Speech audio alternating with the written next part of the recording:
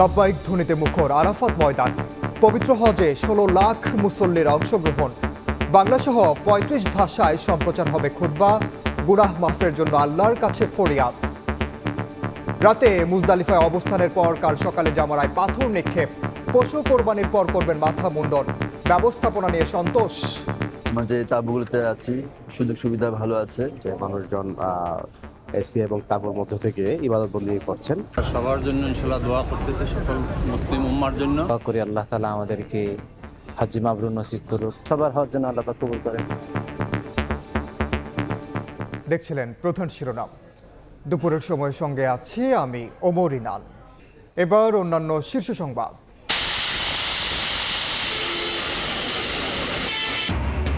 বৃষ্টিতে ঈদযাত্রায় তীব্র ভোগান্তি। ঢাকা, টাঙ্গাইল ও ময়মনসিংহ মহাসড়কে যানজট। ঝুঁকি নিয়ে ট্রেনের ছাদে যাত্রা, শিডিউল বিপর্যয়। লঞ্চে গাদাগাদি, আকাশপথে ফ্লাইট বৃদ্ধি।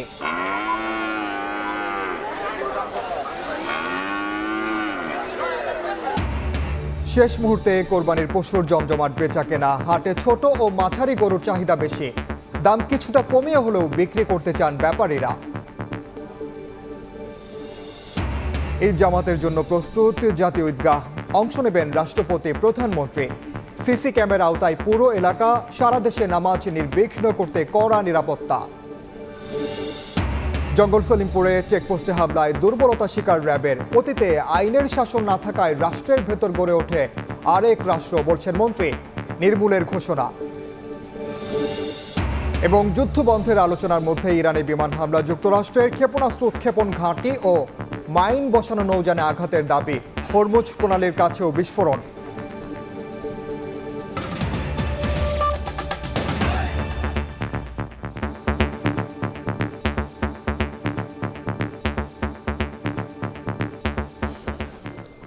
লাব্বাইক আল্লাহুম্মা লাব্বাইক ধ্বনিতে মুখর আরাফাতের ময়দান। পবিত্র হজে অংশ নিয়েছেন ১৬ লাখের বেশি মুসল্লি। এবারও বাংলাসহ ৩৫ ভাষায় অনুবাদ হবে খুতবা। গুনাহ মাফের জন্য আল্লাহর কাছে ফরিয়াদ জানাচ্ছেন হাজিরা। মুফতি আব্দুল্লাহ তামিমের রিপোর্ট।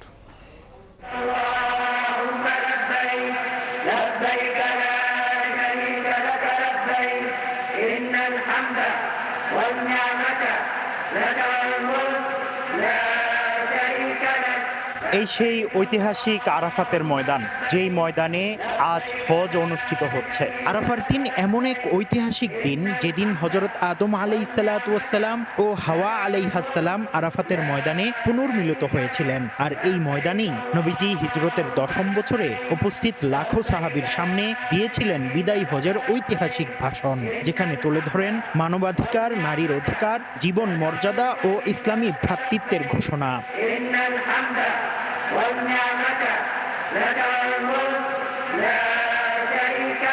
আজকের দিন হাজিরা কাটাচ্ছেন তওবা, কান্না আর দোয়ার মধ্য দিয়ে। কেউ দাঁড়িয়ে, কেউ বসে, কেউ দুহাত উঁচু করে প্রিয়জনদের জন্য দোয়া করছেন। হাদিসে এসেছে, আরাফার দিন আল্লাহ তাআলা জাহান্নাম থেকে সবচেয়ে বেশি বান্দাদের মুক্তি দেন। আমরা সবার জন্য ইনশাআল্লাহ দোয়া করতেছি, সকল মুসলিম উম্মার জন্য। দোয়া করি আল্লাহ তাআলা আমাদেরকে হজ মাবরুর নসিব করুক। মুসলমানদেরকে আল্লাহ যেন নাজাতের ফয়সালা করে দেন। উম্মতকে যেন আল্লাহ পাক ক্ষমা করে দেন। সবার হজ যেন আল্লাহ পাক কবুল করেন। আমরা যে তাঁবুগুলোতে আছি, সুযোগ সুবিধা ভালো আছে। প্রচন্ড গরমেও আমরা এখানে ঠান্ডা অনুভব করছি, যেহেতু এসির ব্যবস্থা আছে। আজ সূর্যাস্ত পর্যন্ত হাজিরা এখানে থাকবেন এবং জোহর ও আসর নামাজ একসঙ্গে পড়বেন। এরপর রওনা হবেন মুজদালিফার উদ্দেশ্যে, যেখানে রাত কাটাবেন খোলা আকাশের নিচে। সেখানে একসঙ্গে আদায় করবেন মাগরিব ও এশার নামাজ। ভোর হলে নিবেন জামারাতে যাওয়ার প্রস্তুতি। নবী করিম সাল্লাল্লাহু আলাইহি ওয়াসাল্লাম এই আরাফাত সম্পর্কেই বলেছেন, আল হাজ্জু আল আরাফাতু, আরাফাই হচ্ছে হজ। আজ লাখ লাখ মুসলিম এই আরাফার ময়দানে সমবেত হয়েছেন। মুফতি আব্দুল্লাহ তামিম, সময় সংবাদ, আরাফাতের ময়দান, সৌদি আরব। বিস্তারিত জানাতে এই মুহূর্তে আরাফাতের ময়দানে আছেন সহকর্মী মুফতি আব্দুল্লাহ তামিম। সরাসরি যাচ্ছি তার কাছে। এখন দাঁড়িয়ে আছি ঐতিহাসিক আরাফার ময়দানে। আজকে ঐতিহাসিক পবিত্র হজ। আজ সকাল থেকেই, ভোর থেকেই এখানে অবস্থান করছেন বাংলাদেশি সহ বিশ্বের নানা প্রান্ত থেকে আগত লাখ লাখ মুসলিমরা। তারা আজকে ইবাদতে গুজরান করছেন এই পবিত্র হজ। তো আমরা এই পর্যন্ত যতটুকু জেনেছি আজকে আরাফার যে হজের খুতবা সেই হজের খুতবাটি দিবেন আব্দুর রহমান আল হুজাইফি। তিনি স্থানীয় সময়ে 11:30টার দিকে বা 11:40-এর দিকে খুতবা শুরু করবেন। তো আজকে আরাফার এই ময়দানে সমবেত লাখো মুসলিম লাব্বাইক আল্লাহুম্মা লাব্বাইক লাব্বাইক লা শারীকা লাকা লাব্বাইক ইন্নাল হামদা ওয়ান নি'মাতা লাকা ওয়াল মুলক বলে আল্লাহর কাছে হাজিরা দিচ্ছেন। এই আরাফার ময়দানে হাজারো মানুষের লাখো মানুষের দোয়া আল্লাহ তাআলা কবুল করেন, সেই জন্য তারা দোয়ায় মশগুল আছেন। কেউ দাঁড়িয়ে, কেউ বসে, নানাভাবে তারা দোয়ায় লিপ্ত আছেন। তো আরাফার ময়দান ইতিহাস ঐতিহ্য বহন করছে। এখানে জাবালে রহমত রয়েছে, হাজার হাজার মানুষ জাবালে রহমতের দিকে ছুটে যাচ্ছেন। আল্লাহ তাআলা এই জাবালে রহমতে রহমত বর্ষণ করেন, সেই জন্য লাখো মানুষ এখানে সমবেত হন এই হজের দিনে। এই হজের দিনে আল্লাহ তাআলা লাখো লাখো মানুষের দোয়া কবুল করেন, সেই জন্য সারা বিশ্ব থেকে আগত লাখ লাখ মুসলিম তারা মন খুলে আল্লাহ তাআলার কাছে চান, আল্লাহ তাআলার কাছে রোনাজানি করেন, আল্লাহ তাআলার কাছে কান্নাকাটি করেন। তো এই ছিল আমার কাছে আরাফার ময়দান থেকে সবশেষ খবর। সরাসরি যুক্ত ছিলাম আরাফাতের ময়দানে। স্বজনের সঙ্গে ঈদ উদযাপনে গ্রামে ছুটছেন নগরবাসী। ঢাকা টাঙ্গাইল ও ঢাকা ময়মনসিংহ মহাসড়কে যানজটের মধ্যে বৃষ্টিতে বেড়েছে দুর্ভোগ। এদিকে শিডিউল বিপর্যয়ে পড়েছে উত্তরের ট্রেন, ঝুঁকি নিয়ে ছাদে যাত্রা করছেন অনেকে। সদরঘাট লঞ্চ টার্মিনালেও ঢল নেমেছে মানুষের। প্রতিকূল আবহাওয়ার কারণে শঙ্কিত নৌপথের যাত্রীরা।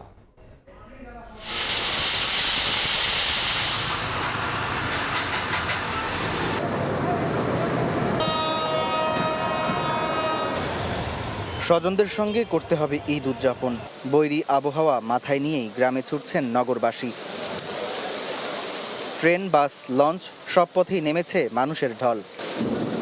দফায় দফায় বৃষ্টি ও ঝোড়ো বাতাসে চরম ভোগান্তিতে যাত্রীরা। থেমে থেমে ধীরগতিতে চলছে গাড়ি। বাইপাইল থেকে শ্রীপুর, গাজীপুরের চৌরাস্তা হয়ে চন্দ্রাসহ ঢাকা টাঙ্গাইল ও ঢাকা ময়মনসিংহ মহাসড়কে যানজটে দুর্ভোগ বাড়িয়েছে কয়েক গুণ।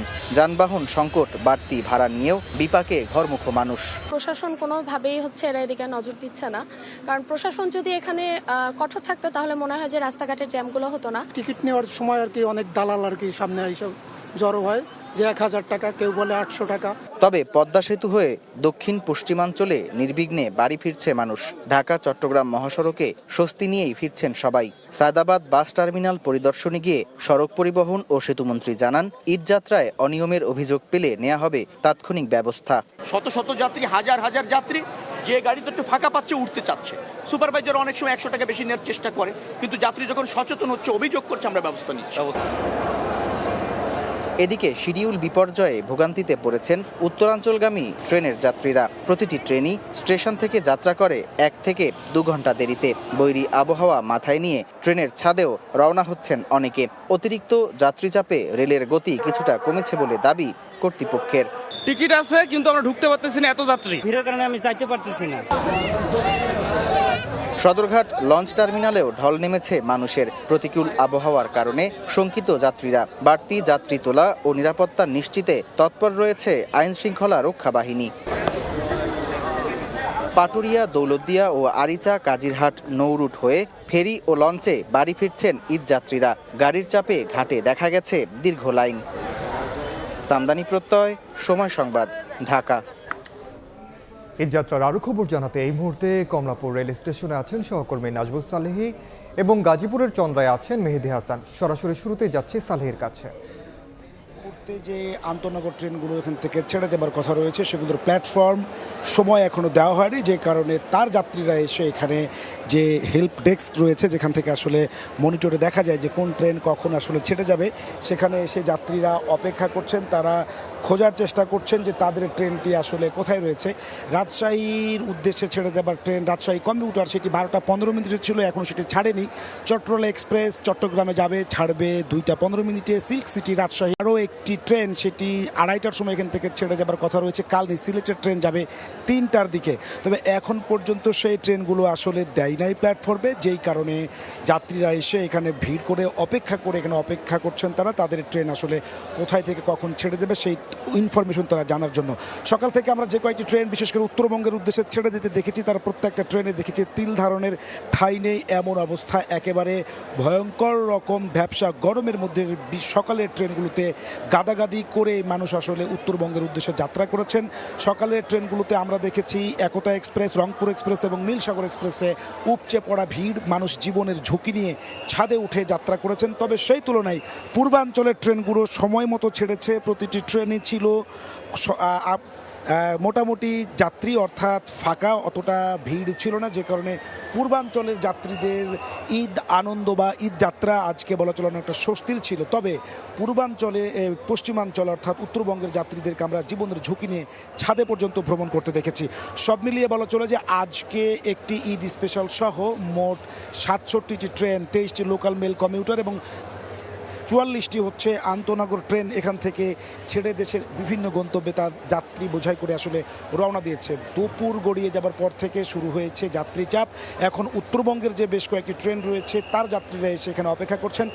উত্তরবঙ্গের প্রতিটি ট্রেনই আসলে 2 থেকে 1.5 ঘন্টা বিলম্ব হওয়ায় যাত্রীদের জট এখানে পেকে গেছে এবং আপনি দেখতে পাচ্ছেন যে পুরো এই প্ল্যাটফর্ম এরিয়া জুড়ে শত শত মানুষ আসলে তার ট্রেনটি কোন প্ল্যাটফর্ম থেকে কখন ছেড়ে যাবে সেই তথ্যটি জানার জন্য এখানে অপেক্ষা করছেন। এই ছিল আমার কাছে কমলাপুর রেল স্টেশন থেকে রেলপথে যাত্রার সর্বশেষ খবর।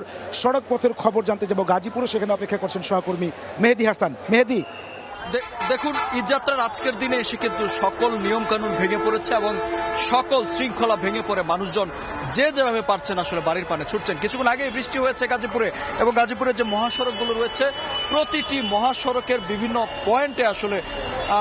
পয়েন্টে আসলে জলাবদ্ধতা দেখা দিয়েছে এবং সেই জলাবদ্ধতার পর এই মুহূর্তে আমরা দেখছি আসলে তিল ধারণের ঠাঁই নেই।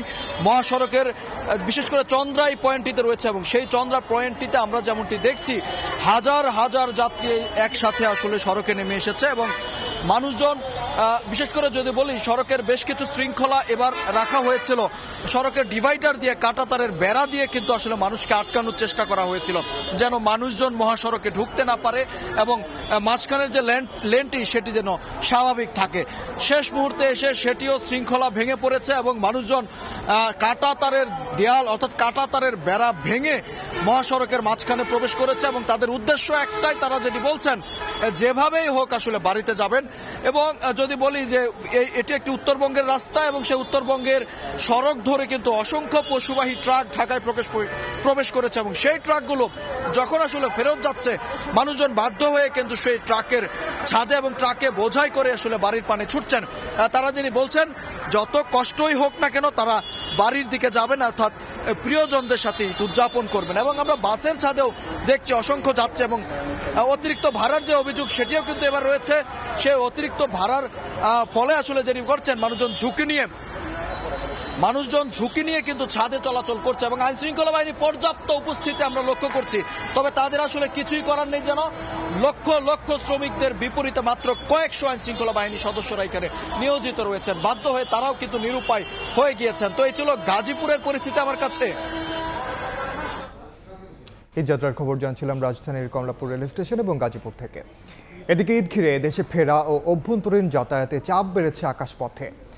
বাড়তি সেবা দিতে সব রুটেই ফ্লাইট সংখ্যা বাড়িয়েছে এয়ারলাইন্সগুলো। যদিও ভাড়া বেড়ে যাওয়ায় যাত্রী সংখ্যা কিছুটা কমেছে বলে মনে করছেন সংশ্লিষ্টরা। কাজল আব্দুল্লাহর রিপোর্ট। একদিন পরই ঈদুল আজহা, স্বজনের সঙ্গে ঈদ উদযাপনে চাপ বেড়েছে আকাশপথেও। বিভিন্ন দেশ থেকে ফিরছেন প্রবাসীরা। আমরা প্রবাসীরা হয়তো বাপ মার সাথে জেলেবাতের সাথে ঈদ করার জন্য এই একেবারেই কিন্তু আশাটা হয়। আমার ছেলে অস্ট্রেলিয়া থেকে আসবে, অপেক্ষা মনে যে শেষ হচ্ছে না এরকম আর কি। 9 বছর ধরে তো একই তো করতে পারতাছি না, এই জন্য কালকে 2 ঘন্টায় কালকে টিকিট কাটছি, কালকে এই ফ্লাইট এসে। এমন প্রেক্ষাপটে ঘরমুখো যাত্রীদের টিকিট নিশ্চিত করতে স্বাভাবিক সময়ের চেয়ে দেশের অভ্যন্তর ও আন্তর্জাতিক কয়েকটি গন্তব্য থেকে ফ্লাইট সংখ্যা বাড়িয়েছে দেশীয় এয়ারলাইন্সগুলো। এর মধ্যে নভোএয়ার 8টি, এছাড়া বিমান বাংলাদেশ এয়ারলাইন্স বাড়তি ফ্লাইট হিসেবে দেশে 18টি এবং দেশের বাইরে 5টি airport Kuala Lumpur, Singapore, Bangkok, Muscat ও রিয়াদ থেকে ঢাকায় পরিচালিত হচ্ছে 12টি ফ্লাইট। ঈদ উপলক্ষে আমরা ডোমেস্টিক এবং ইন্টারন্যাশনাল দুই রুটে আমরা অতিরিক্ত ফ্লাইট দিয়েছি যাত্রীদের সুবিধার জন্য। আমাদের যেগুলো শিডিউল ফ্লাইট আছে তার বাইরে। জেট ফুয়েলের উচ্চ মূল্যে মাসখানিক ধরে ভাড়া বেড়েছে ফ্লাইটে, যার প্রভাবে 10 থেকে 15% যাত্রী কমেছে বলে জানান সংশ্লিষ্টরা। ঈদুল আজহাতে আমরা এডিশনাল কোনো ফ্লাইট এখন পর্যন্ত আমরা দেই নাই, কারণ সেই ডিমান্ডটা ক্রিয়েট হচ্ছে না। তা আপনাকে বুঝতে হবে ওভারঅল মানুষের ভিতরে যে চাহিদাটা আছে এয়ার টিকেটের ব্যাপারে সেটা কিন্তু অলরেডি রিডিউস হয়েছে। অর্থনৈতিক সংকটের প্রভাব পড়েছে এভিয়েশন খাতেও, বলছেন বিশেষজ্ঞরা। যুদ্ধের কারণে তো মানুষের ডেফিনেটলি একটা অর্থনৈতিক চাপ সৃষ্টি হচ্ছে, বিশেষ করে মধ্যবিত্ত শ্রেণীটা, এরাই কিন্তু বেশিরভাগ এই ঈদ বা বিভিন্ন ছুটি ছাটাতে তারা এই ঘরের বাইরে যায়, দেশের বিভিন্ন স্থানে বেড়াতে যায়, তো এতে করে তাদের সারপ্লাস ফান্ড কমে গেছে। ঈদ মৌসুমে অভ্যন্তর ও আন্তর্জাতিক রুটে এসব অতিরিক্ত ফ্লাইট চলবে 1 জুন পর্যন্ত। কাজল আব্দুল্লাহ, সময় সংবাদ, ঢাকা। আর একদিন পরেই কোরবানির ঈদ, রাজধানীতে জমে উঠছে পশুর হাট। তবে বৃষ্টি বাধা হয়ে দাঁড়িয়েছে স্বাভাবিক বেচাকেনায়। ক্রেতা বিক্রেতার নিরাপত্তা ও হাটের অব্যবস্থাপনা ভোগান্তি নিরসনে প্রশাসন তৎপর রয়েছে বলে জানিয়েছেন স্থানীয় সরকার প্রতিমন্ত্রী।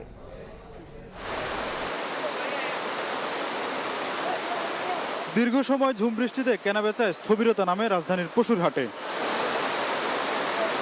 একদিন পরই কুরবানির ঈদ, এই অবস্থায় মঙ্গলবার সকালে হাটে ক্রেতা সমাগম বাড়তে শুরুর পরই বৈরী আবহাওয়ার কবলে পড়েন ক্রেতা বিক্রেতারা। কয়েকটা গরু দেখেছি, কিছু কিছু গরু আসছে 3 লাখ টাকা চাইছে, আমরা 2,20,000 বলেছি। বেশি ঘোরাঘুরি করি না, পছন্দ হলে নিয়ে চলে যাই। 1 থেকে 3 লাখ টাকা দামের গরুর দিকে বেশি নজর ক্রেতাদের। বড় গরুর দাম বেশি হাঁকা হচ্ছে এমন অভিযোগ তুলে তারা বলছেন, হাট ঘুরে স্বাদ ও সাধ্যের মধ্যে কোরবানির পশু কিনতে হচ্ছে। বড় গরুর বাজার খুব নরম, ছোট গরুর দাম বেশি। কাস্টমার আসছে, বিভিন্ন দাম বলতেছে, কিন্তু ওভাবে ক্রেতা সাধারণ এখন পর্যন্ত আমরা ভরপুর পাইনি। বৃষ্টি বাদলের জন্য কাস্টমার কম। গাবতলী হাট পরিদর্শন করে স্থানীয় সরকার প্রতিমন্ত্রী বলেন, হাটে অব্যবস্থাপনাজনিত ভোগান্তি ঠেকাতে কাজ করছে প্রশাসন। আমাদের নজরে এখনো চাঁদাবাজির কোনো ঘটনা ঘটেনি। যদি এরকম কোনো সুনির্দিষ্ট অভিযোগ থাকে তাহলে আইন শৃঙ্খলা সংস্থা আছে, তারা ব্যবস্থা নেবে। পানি নিষ্কাশনের ব্যবস্থা থাকবে এবং অতিরিক্ত কার্দমামুক্ত কোথাও যদি হয় সেই জায়গাতে আমরা ইট, সুরকি বা বালু দিয়ে তাৎক্ষণিক যাতে সমস্যা তৈরি না হয় এই বিষয়ে আমরা খেয়াল রাখবো। আজও ট্রাকে ট্রাকে গরু আসতে দেখা গেছে রাজধানীর পশুর হাটে। তোফাজ্জল হোসাইন, সময় সংবাদ, ঢাকা। আরো খবর জানাতে এই মুহূর্তে গাবতলী হাটে আছেন সহকর্মী তোফাজ্জল হোসেন, চট্টগ্রামের সাগরিকা হাটে শফিকুল আলম এবং রংপুরের লালবাগ হাটে আছেন আব্দুর রশিদ জীবন। সরাসরি শুরুতেই যাচ্ছে তোফাজ্জলের কাছে। মুষলধারে বৃষ্টির পর আবারও শুরু হয়েছে রাজধানীর গাবতলীর পশুর হাটে কেনাবেচা এবং পুরো দমে কেনাবেচা চলছে, কারণ আর আগামীকালকের দিনটা সময় আছে কেনাবেচার জন্য। এই জন্য বিক্রেতারা যেমন পশু বিক্রি করতে চাইছেন, তেমনি ক্রেতারাও তাদের পছন্দ মতো পশুটি কিনে নিতে চাইছেন। সেজন্য আসলে কেনাবেচা একটু ব্যস্ততা বেড়েছে ক্রেতা বিক্রেতা উভয়েরই। কিন্তু বৃষ্টির কারণে যে স্থবির ছিল দুপুরে 1 ঘন্টার মতো, সেই স্থবিরতা কাটিয়ে এখন আবার শুরু হয়েছে। এবং আমরা দেখতে পেয়েছি যে 1 থেকে 3 লাখ টাকার মধ্যে যে রেঞ্জের গরুগুলো রয়েছে সেই গরুগুলোর চাহিদা একটু বেশি এবং বিক্রিও বেশি হচ্ছে। এবং এর চেয়ে বেশি রেঞ্জের যে গরুগুলো রয়েছে, বেশি দামের যে গরুগুলো রয়েছে সেগুলোও বিক্রি হচ্ছে, তবে কিছুটা কম। বিক্রেতারা আশা করছেন হয়তো বেলা বাড়তে বাড়তে বা সন্ধ্যার সময় আরও বিক্রি বাড়বে। এবং আমরা দেখতে পেয়েছি যে খামারিরা দেশের বিভিন্ন স্থান থেকে যে গরুগুলো নিয়ে এসেছেন তারা তাদের সেই দাম কিন্তু কমাচ্ছেন না, দাম ধরে রেখেছেন এবং সেই দামের কমে তারা বিক্রি করতে আগ্রহী না, কারণ তারা বলছেন যে তাদের যে গরুর ক্রয় মূল্য এবং যে এই গরু লালন পালনে যে গত 1 বছরে যে তাদের খরচ হয়েছে হাটে নিয়ে আসা, সব কিছু মিলিয়ে তারা যদি যে দাম চাচ্ছেন 20 লাখ, 25 লাখ, 30 লাখ, 35 লাখ পর্যন্ত আমরা দেখেছি, 50 লাখ পর্যন্ত আমরা দেখেছি এখানে গরু আছে, সেই গরুগুলো এর চেয়ে কমে তারা খুব বেশি একটা ছাড় দিতে চান না। এবার এই প্রক্রিয়ায় চলছে আসলে কেনা বেচার যে দরদামের যে পরিস্থিতি, সেই পরিস্থিতি। এবং এই পরিস্থিতিতে ক্রেতাদের মধ্যে কেউ কেউ অভিযোগ করছেন দাম বেশির, কিন্তু বিক্রেতারা বলছেন যে গরু অনুযায়ী বা গরুর ওজন এবং গরুর আকার অনুযায়ী যে দাম নির্ধারণ করা হয়েছে সেই দামের মধ্যে আসলে খুব বেশি দাম হাঁকানো হয়নি। অন্যদিকে ক্রেতাদের মধ্যে হয়তো বাজেটের কিছু সংকুলন থাকতে পারে, সেজন্য অনেকেই সে বাজেট স্বাদ এবং সাধ্যের মধ্যে মিল করতে পারছেন না, সেজন্য সেজন্য আসলে একটু বাহাসও হচ্ছে। সেই বাহাসের কারণেই আসলে আমরা দেখতে পেয়েছি যে বেচা বিক্রিতে কিছুটা মন্থর গতি এবং বৃষ্টির কারণে কিছুটা মন্থর গতি। আমরা এখন চলে যাব চট্টগ্রামের শফিকুল আলমের কাছে।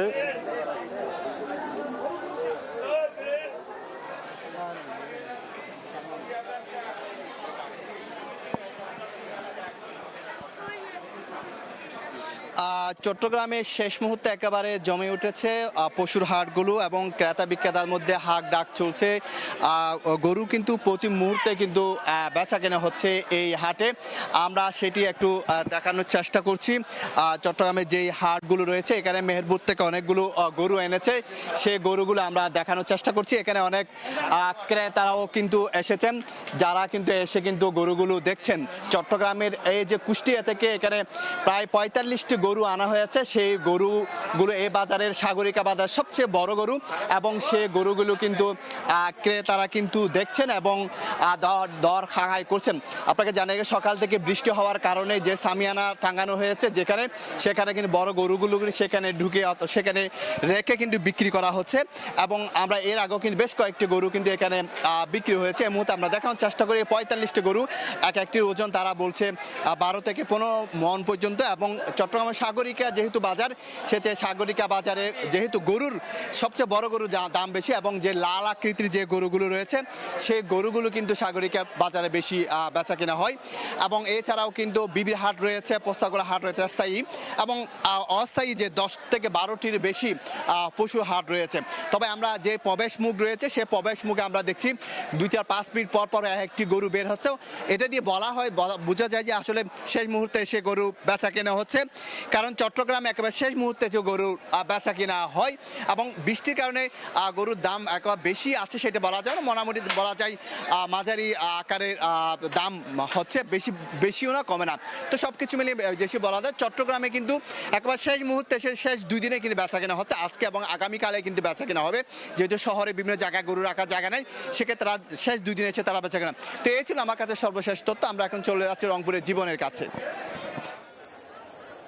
আর মাত্র একদিন পরেই পবিত্র ঈদুল আজহা এবং সেই ঈদুল আজহাকে কেন্দ্র করেই কিন্তু পশু কুরবানির জন্য পশু কিনতে কিন্তু যারা ক্রেতা রয়েছেন তারা কিন্তু এই মুহূর্তে রংপুর অঞ্চলের হাটগুলোতে ভিড় করছেন এবং যারা বিক্রেতা রয়েছেন তারাও কিন্তু সকাল থেকে তাদের যে পোষা প্রাণী রয়েছে অর্থাৎ গরু, ছাগল, মহিষ এই প্রাণীগুলো নিয়ে কিন্তু তারা রংপুরের যে বাজারগুলো রয়েছে, হাটগুলো রয়েছে সেই হাটগুলোতে কিন্তু তারা কিন্তু ভিড় করছেন। এবং আমরা এই মুহূর্তে আছি রংপুরের সবচাইতে বড় ঐতিহ্যবাহী হাট বেদগাড়ি হাটে এবং এখানে আমরা যেটি দেখছি যে পশু এবং ক্রেতা বিক্রেতা সব মিলে কিন্তু কানায় কানায় পূর্ণ হয়ে গেছে পুরো হাটটি। এবং সাধারণ যারা ক্রেতা রয়েছেন তারা কিন্তু আমরা দেখছি যে আজকে সারা রাত বৃষ্টি হয়েছে কর্দমাক্ত এলাকায় এই হাটের, এবং এই কাদা পানি মারিয়েই কিন্তু যারা ক্রেতা রয়েছেন যারা বিক্রেতা রয়েছেন তারা কিন্তু এই হাটে এসেছেন এবং তারা বলছেন যে এই কাদা পেনে তাদের আসলে বেচা বিক্রির ক্ষেত্রে কোনো প্রভাবই ফেলছে না, কারণ যেহেতু আর একদিন পরেই আসলে পবিত্র ঈদুল আজহা, তাই তাদের যে পছন্দের পশু সেটি আসলে তারা কিন্তু আসলে কিনতে এসেছেন। এবং দরদামের কথা যদি বলি, এবারের যে হাটে বড় গরু যেমন রয়েছে তার সেই ক্ষেত্রে কিন্তু ছোট গরু এবং মাঝারি গরুর আধিক্য কিন্তু আমরা দেখেছি। এবং যারা ক্রেতা রয়েছেন তারা কিন্তু বলছেন যে বড় গরুর থেকে ছোট এবং মাঝারি গরুর প্রতি আসলে ক্রেতাদের আকর্ষণ বেশি। এবং তারা যেটি বলছেন যে দাম নিয়ে তাদের আসলে অভিযোগ রয়েছে, যারা আসলে বিক্রেতা তারা বলছেন যে গত বছরের থেকে খাদ্যের দাম বেড়েছে, অন্যান্য জিনিসপত্রের দাম বেড়েছে, সেই ক্ষেত্রে তারা আসলে কিছুটা কম দাম পাচ্ছেন। যদিও যারা ক্রেতা রয়েছেন তারা বলছেন যে গত বছরের থেকে দাম একটু হলেও বেশি রয়েছে। এবং আমরা দেখছি সকলেই কিন্তু আসলে পশু কিনছেন এবং এই পশু কেনা বেচা কিন্তু একেবারে জমজমাট হয়ে উঠেছে। এবং বলে রাখি রংপুর অঞ্চলে প্রায় 480টি পশুর হাট রয়েছে, তার মধ্যে 61টি হাট রয়েছে রংপুর জেলায় এবং প্রতিটি হাটেই কিন্তু আমরা আজকে দেখেছি যে পশু বেচা কেনা চলছে সকাল থেকে। এবং এই পশুর হাটকে কেন্দ্র করে আইন শৃঙ্খলা রক্ষাকারী বাহিনী তারা কিন্তু তৎপর রয়েছে প্রাণী সম্পদ অধিদপ্তর। এবং হাটগুলোতে যেন যে কোনো ধরনের অপ্রীতিকর ঘটনা এড়ানো যায় সেক্ষেত্রে কিন্তু হাটের যারা ইজারাদার রয়েছেন, হাটের যারা পরিচালনা কমিটি রয়েছেন তারাও কিন্তু বলছেন যে এবারের হাট সেটি কিন্তু একেবারে জমজমাট হয়ে উঠেছে। যেহেতু আর একদিন পরেই ঈদ চলে এসেছে, সেই কারণে আসলে মানুষ তাদের পছন্দের পশুটি বেছে নিচ্ছেন, কিনে নিচ্ছেন এবং যারা ক্রেতা রয়েছেন তারা কিন্তু সেই পশু কিনছেন। এবং বিক্রেতা যারা রয়েছেন তারাও বলছেন যে শেষ সময়ে আসলে দাম দর তারা বিবেচনা না করে এই পশু বিক্রি করে দিচ্ছে। সব মিলে এই ছিল রংপুরের পশুর হাট থেকে সব শেষ। পশুর হাটের খবর যাচ্ছিলাম রাজধানী ঢাকা, চট্টগ্রাম এবং রংপুর থেকে। নিরাপত্তা হুমকি না দেখলেও জাতীয় ঈদগাহ সহ সারা দেশের ঈদ জামাত নিরাপদ ও নির্বিঘ্ন রাখতে প্রস্তুত আইন শৃঙ্খলা বাহিনী। সকালে জাতীয় ঈদগাহ নিরাপত্তা কার্যক্রম পর্যবেক্ষণ করে কথা জানান র্যাব মহাপরিচালক। ঈদের সময় ফাঁকা রাজধানীতে নিরাপত্তা বাড়াতে টহল বাড়ানোর কথাও জানান তিনি। জাতীয় ঈদগাহে ঈদের জামাত নিরাপদ করতে বিশেষ প্রস্তুতি র্যাপিড অ্যাকশন ব্যাটালিয়ন র্যাবের। বসানো হয়েছে আর্চওয়ে, স্থাপন করা হয়েছে র্যাব ক্যাম্প। ক্যাম্পের পাশেই একটি কক্ষে স্থাপন করা হয়েছে সিসি ক্যামেরার মনিটরগুলো। জাতীয় ঈদগাহ পরিদর্শনে এসে সকল প্রস্তুতি পর্যবেক্ষণ করেন র্যাব মহাপরিচালক। এ সময় র্যাবের ডগ স্কোয়াড দিয়েও নিরাপত্তা যাচাই করা হয়। পুরো ঈদগাহের নিরাপত্তা কার্যক্রম পর্যবেক্ষণ শেষে র্যাব মহাপরিচালক জানান, কোনো নিরাপত্তা হুমকি দেখছেন না তারা। তারপরেও সকল বিষয়েই প্রস্তুত রয়েছে র্যাব। বলেন, শুধু জাতীয় ঈদগাহ নয়, সারা দেশের সকল ঈদগাহে নিরাপদে ঈদের জামাত আদায় হবে এ বিষয়ে প্রস্তুত ও আশাবাদী তারা। প্রধান ঈদের জামাতের নিরাপত্তা রক্ষায় বিশেষ ব্যবস্থা গ্রহণ করা হয়েছে। গুরুত্বপূর্ণ স্থানে মোবাইল চেকপোস্ট স্থাপনের মাধ্যমে তল্লাশি কার্যক্রম পরিচালনা করা হচ্ছে। ঈদ এলেই ফাঁকা রাজধানীতে অপরাধ বেড়ে যাওয়া এবং অপরাধ দমন বিষয়ে র্যাব মহাপরিচালক জানালেন, দিনে ও রাতে র্যাবের টহল সংখ্যা বাড়ানো হয়েছে নিরাপত্তা চৌকির সংখ্যাও। ঈদকে কেন্দ্র করে রাজধানী সহ বিভিন্ন শহরে জনসমাগম তুলনামূলকভাবে কমে যাওয়ায় চুরি, ডাকাতি এবং ছিনতাইয়ের মতো অপরাধ বৃদ্ধি পাওয়ার ঝুঁকি থাকে। এই পরিস্থিতি মোকাবেলায় রাত্রিকালীন নিরাপত্তা চৌকি সংখ্যা বৃদ্ধি করা হয়েছে। পাশাপাশি সকল মেট্রোপলিটন শহর, জেলা শহর এবং উপজেলা পর্যায়ে আইন শৃঙ্খলা পরিস্থিতি স্বাভাবিক রাখতে রাত্রিকালীন টহল ব্যবস্থার জোরদার করা হয়েছে। জানান, রোবাস্ট পেট্রোলিংয়ের মাধ্যমে নিয়মিতই টহল কার্যক্রম পরিচালনা করবে র্যাব। যোগাযোগ মাধ্যমে ঈদ এবং কোরবানি। আতাউর কাউসার, সময় সংবাদ, ঢাকা। দুপুরের সময় আরও থাকছে। ঈদের আগে আগুনের লেলিহান শিখায় তছনছ সংসার। রাজধানীর কার্শি বস্তির শতাধিক ঘর পুড়ে ছায়। সব হারিয়ে সরকারি সহায়তার দিকে তাকিয়ে ক্ষতিগ্রস্তরা।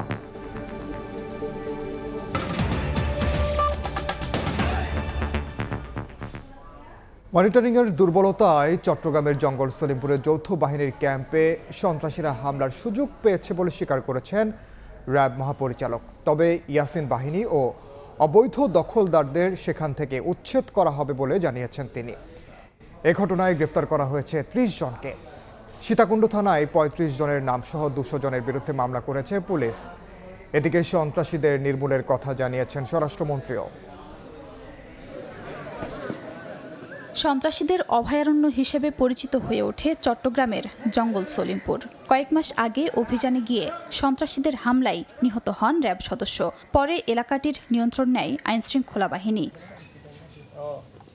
৩১ মে জঙ্গল সলিমপুরে যৌথ বাহিনীর অস্থায়ী ক্যাম্প উদ্বোধনের কথা ছিল স্বরাষ্ট্রমন্ত্রীর। তবে যাত্রা শুরুর আগেই রোববার রাতে ক্যাম্পে চালানো হয় ফিল্মি স্টাইলে হামলা। বুলডোজার দিয়ে ক্যাম্পটি গুড়িয়ে দেয় সন্ত্রাসীরা। হামলার এক পর্যায়ে র্যাব ও পুলিশ সদস্যদের লক্ষ্য করে গুলি চালানো হয়। এ সময় আত্মরক্ষায় পাল্টা গুলি চালায় যৌথ বাহিনীও। পরে পিছু হটে সন্ত্রাসীরা। জঙ্গল সলিমপুরের ঘটনা নিয়ে র্যাব মহাপরিচালক বলেন, ইয়াসিন বাহিনীর অতর্কিত হামলার ঘটনায় আগে থেকে বিষয়টি সঠিকভাবে মনিটর করতে না পারায় এ ঘটনা ঘটেছে। তবে ইয়াসিন বাহিনী বা অবৈধ দখলদার সবাইকে উচ্ছেদ করা হবে। এ ঘটনায় গ্রেফতার করা হয়েছে ৩০ জনকে। আমার মনে হয় আমাদের কিছুটা দুর্বলতা ছিল, এটা অস্বীকার করার উপায় নেই। আমরা হয়তো তাদের কার্যক্রমটা সেই লেভেলের মনিটরিংটা করতে পারিনি। তবে আমাদেরকে ওভারপাওয়ার করার মতো শক্তি তাদের নাই। এদিকে র্যাব ও পুলিশের একাডেমি নির্মাণের খবরে সন্ত্রাসীরা সেখানে হামলা চালিয়েছে বলে মন্তব্য করেন স্বরাষ্ট্রমন্ত্রী। তিনি বলেন, বিগত সরকারের সময় আইনের শাসন না থাকায় জঙ্গল সলিমপুরে সন্ত্রাসীরা রাষ্ট্রের ভেতর আরেকটা রাষ্ট্র তৈরি করেছিল। দীর্ঘ ১৭ বছর দেশে কোনো আইনের শাসন ছিল না, দুর্বৃত্তায়নের একটা মহামারী ছিল। তারা যে উদ্যত আচরণ করেছে, যে দুঃসাহস দেখিয়েছে, সেটা আমরা খুব কঠোরভাবে নিয়ন্ত্রণ করব। এছাড়াও সীমান্তে দুই একটা বিচ্ছিন্ন ঘটনা ঘটলেও দেশে অস্থিতিশীল হওয়ার মতো কোনো ঘটনা ঘটেনি বলে মন্তব্য করেন স্বরাষ্ট্রমন্ত্রী। যেভাবে বললেন দুই একটা। খাদিজা স্বপ্না, সময় সংবাদ। সড়কে শৃঙ্খলা ফেরাতে চলতি মাসের প্রথম সপ্তাহে রাজধানীর বিভিন্ন গুরুত্বপূর্ণ পয়েন্টে বসানো হয়েছে এআই প্রযুক্তি নির্ভর ক্যামেরা, যার মূল উদ্দেশ্য ট্রাফিক আইন অমান্যকারীদের সহজেই শনাক্ত করে স্বয়ংক্রিয়ভাবে আইনগত পদক্ষেপ নেওয়া, পাশাপাশি সচেতনতা বাড়ানো। এবার সেই সুযোগকে কাজে লাগিয়ে সক্রিয় হয়েছে প্রতারক চক্র। চক্রটি বিআরটি এর সরকারি ওয়েবসাইট নকল করে পরিবহন মালিকদের কাছে মেসেজ পাঠিয়ে হাতিয়ে নিচ্ছে অর্থ। কামরুল হাসানের রিপোর্ট। পাইছিলাম কিছুদিন আগে, হঠাৎ করে সেখানে আমাকে বলতেছে যে আমি ওভার স্পিডিং করছি এবং এটার জন্য আমার নামে একটা মামলা হয়েছে এবং সেটার মামলার জন্য আমার 3000 টাকা পে করতে হবে, তবে আমি যদি 7 দিনের মধ্যে দিই তাহলে 1500 টাকা। এভাবে এআই প্রযুক্তি নির্ভর মামলা নিয়ে নিজের অভিজ্ঞতা শেয়ার করছিলেন প্রযুক্তিবিদ আব্দুর রাকিব। জানান সরকারি ওয়েবসাইট ক্লোন করে কিভাবে টাকা হাতিয়ে নেয়ার ফাঁদ পেতেছে প্রতারকরা। এমন অভিযোগ পেয়ে অনুসন্ধানে নামে সময় সংবাদ, যেখানে অন্তত 15 জন ভুক্তভোগী একই রকম প্রতারণামূলক মেসেজ পাওয়ার কথা জানিয়েছেন। দাবি করা হয় জরিমানার অর্থ, যা আদতে পুরোটাই প্রতারণা। অনুসন্ধানে জানা যায় এই চক্রের সদস্যরা প্রথমে টার্গেট করা ব্যক্তির মোবাইল নাম্বার সংগ্রহ করে, পরে সেই নাম্বারে bspbrta.payfeebd.icu এই ঠিকানার লিংক পাঠানো হয়। বলা হয় তার গাড়ি কিংবা মোটরসাইকেলের নামে এআই মামলা হয়েছে।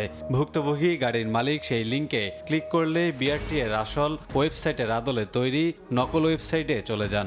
সেখানে পেমেন্ট মেথডে ব্যাংকের এটিএম কার্ডের মাধ্যমে জরিমানার অর্থ পরিশোধের নির্দেশনা দেয়া থাকে। শুধু তাই নয়, জরিমানার অর্থে আবার 50% ছাড়ের প্রতিশ্রুতিও দেয় চক্রটি। এমন অভিযোগের বিষয়ে বিআরটিএ চেয়ারম্যান জানান, মামলা কিংবা জরিমানা আদায়ের বিষয়টি তাদের এখতিয়ারে নেই। আর সরকারি ওয়েবসাইট ক্লোন হওয়ার প্রসঙ্গে তার দাবি একটি প্রতারক চক্র এই অপকর্মে লিপ্ত।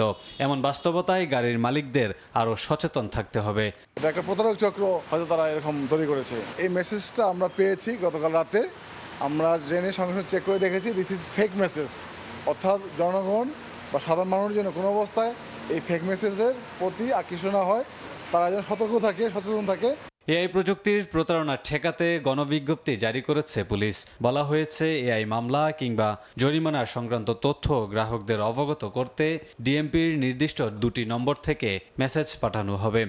আমরা এখন ফুটেজ সংগ্রহ করতেছি, ফুটেজ সংগ্রহ করে আমরা স্বয়ংক্রিয়ভাবে যদি আমরা দিতে পারি, কিন্তু আমরা দিচ্ছি না। আমরা স্বয়ংক্রিয়ভাবে মামলাটা না দিয়ে আমরা এটা আবার ম্যানুয়ালি যাচাই বাছাই করছি, যাতে আমাদের কোনো রকম ভুল ভ্রান্তি না হয়। ওই যাচাই বাছাই করার পরে আমরা যাদেরকে অথেন্টিক মনে করতেছি যে এটা একদম আমরা অবশ্যই এবং এটার মধ্যে কোনো সন্দেহ নাই, আমরা শুধুমাত্র তাদেরকে প্রথমে তাদের কাছে একটা হার্ড কপি যাচ্ছে। এই হার্ড কপি যাওয়ার সঙ্গে সঙ্গে তাদের মোবাইলে একটা খুঁজে মেসেজ যাচ্ছে। আমরা একটা গণবিজ্ঞপ্তি দিয়েছি এবং এগুলো আমাদের সাইবার ইউনিটি আছে, সাইবার ইউনিটকে আমরা জানিয়ে দিব যেগুলো কোন জায়গা থেকে কি হচ্ছে এগুলো দেখার জন্য।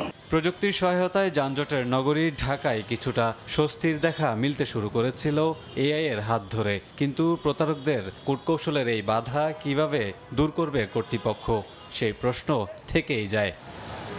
কামরুল হাসান, সময় সংবাদ, ঢাকা। ঈদের আগে আগুনের লেলিহান শিখায় তছনছ সংসার। পুড়ে গেছে রাজধানীর কার্শি বস্তির শতাধিক ঘর। খোলা আকাশের নিচে ঠাঁই হয়েছে বস্তিবাসীর। দুর্ঘটনা নাকি নাশকতা খতিয়ে দেখছে পুলিশ। রাস্তা ছাড়ার আমাকে কোনো উপায় নাই, নদী ভাঙ্গা মানুষ আমাকে বাড়ি নাই, ঘর নাই, আর কই থাকবো, আল্লাহ জানে না। সর্বস্ব হারিয়ে হাহাকার থামছে না কালশি বস্তির বাসিন্দা নাজমা আক্তারের। সোমবার রাতের ভয়াবহ আগুনে চোখের সামনে তছনছ সংসার। মুহূর্তেই ছাই হয় শতাধিক ঘর ও দোকানপাট।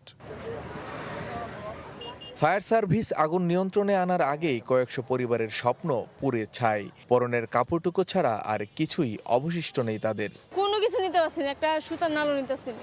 আমরা কিভাবে সরকার যদি কোনো কিছু না করে, তো আমরা তো কোনো কিছু না, আমরা রাস্তা তখন লাগবো। একটা ফাইল ছিল, এই ফাইল দিয়ে আমার সম্পদ, আর কিচ্ছু না ভাই।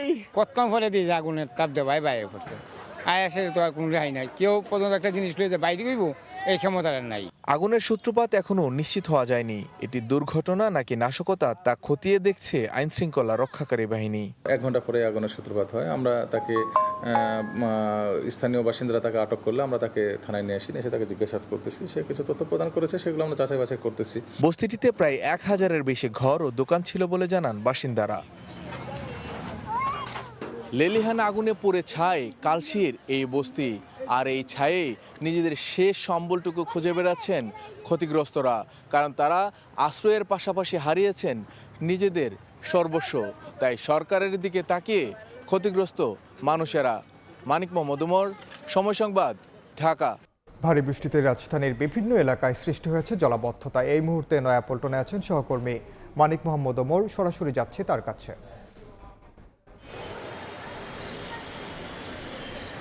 এই মুহূর্তে আমি আছি রাজধানীর নয়াপল্টন এলাকায়। এই জায়গায় রাস্তার দুই পাশেই বৃষ্টির কারণে তীব্র জলাবদ্ধতা তৈরি হয়েছে, যার ফলে ভোগান্তিতে পড়েছেন যানবাহনের চালক থেকে সাধারণ মানুষ। যানবাহনগুলোকে আমরা দেখতে পাচ্ছি যে একটি লেন করে এখানে চলাচল করতে, কিছু যান যেগুলোর চাকা একটু উঁচু আছে সেগুলো দ্বিতীয় লেনে চলাচল করার চেষ্টা করছে, কিন্তু এর ফলে যেটা আমরা দেখতে পেয়েছি কিছু যানবাহন, বিশেষ করে সিএনজি চালিত অটোরিকশার মতো কিছু গাড়ি বিকল হয়েছিল মাঝখানে রাস্তায়, তারা আবার সেটিকে এখান থেকে টেনে নিয়ে গেছেন। সাধারণ মানুষ যারা আছেন, যারা ফুটপাত দিয়ে চলাফেরা করছেন, তারা জুতো হাতে নিয়ে তারপরে হাঁটু পানিতে পার হয়ে যেতে হচ্ছে, তারা একটা ভোগান্তিতে পড়েছেন। যারা ঘরমুখো মানুষ আছেন, যারা আজকে ঢাকা ছাড়ছেন, এখনও যারা ঢাকা ছেড়ে যাননি, যারা আজকে ঢাকা ছেড়ে যাচ্ছেন, তারাও একটা ভোগান্তিতে পড়েছেন।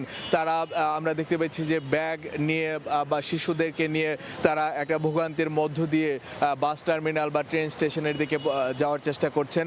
এবং এছাড়াও ঢাকায় যেহেতু এখন কিছুটা ফাঁকা, ঘরমুখো মানুষেরা যেহেতু বেশিরভাগ বাড়ি চলে গেছে এবং সরকারি ছুটি শুরু হয়ে গেছে, তাই মানুষের উপস্থিতি কিছুটা কম, সেজন্য জলাবদ্ধতা হলেও যানজট আমরা তেমন একটা দেখতে পাইনি।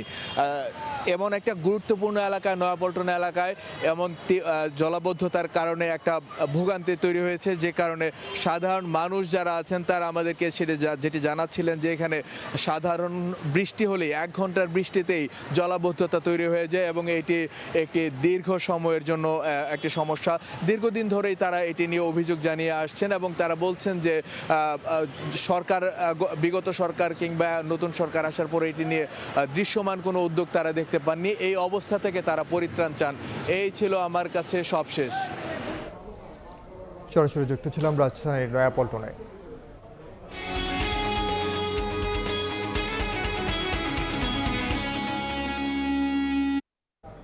এবার ঈদের আগে জমেনি ফ্রিজের বেচাকেনা কারণ হিসেবে দৈনন্দিন ব্যয়ের চাপকে সামনে আনছেন বিক্রেতারা, যদিও ক্রেতা টানতে দেয়া হয়েছে নানা অফার।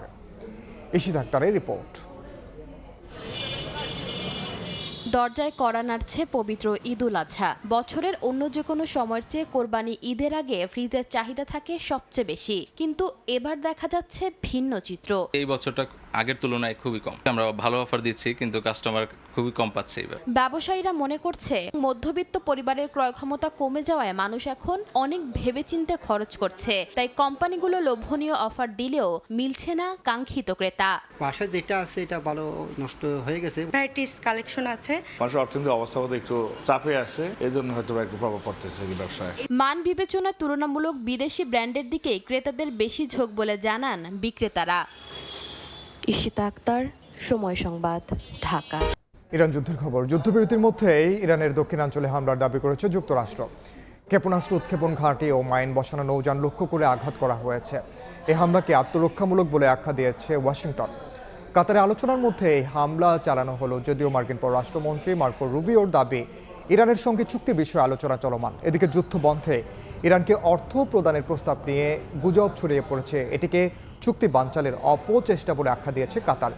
একই সময়ে লেবাননে হামলা আরও বাড়ানোর নির্দেশ দিয়েছেন নেতানিয়াহু, যে কারণে নতুন করে ছড়িয়ে পড়ছে আতঙ্ক।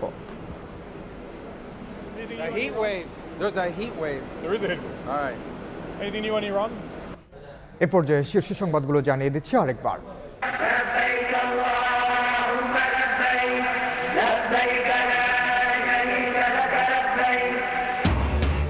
লাব্বাইক ধ্বনিতে মুখর আরাফাত ময়দান। পবিত্র হজের খুতবা কিছুক্ষণ পর বাংলা সহ ৩৫ ভাষায় হবে অনুবাদ। গুনাহ মাফের জন্য আল্লাহর কাছে ফরিয়াদ।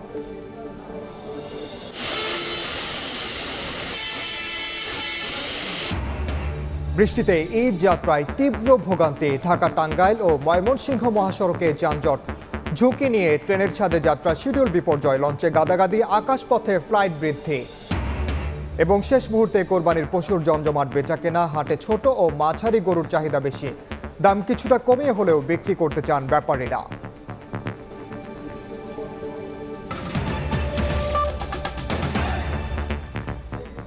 এই ছিল দুপুরের সময়ের পর বিভাগীয় সময় নিয়ে সঙ্গে থাকবেন সহকর্মী শবনব টিভি। ইনার, আপনাকে ধন্যবাদ।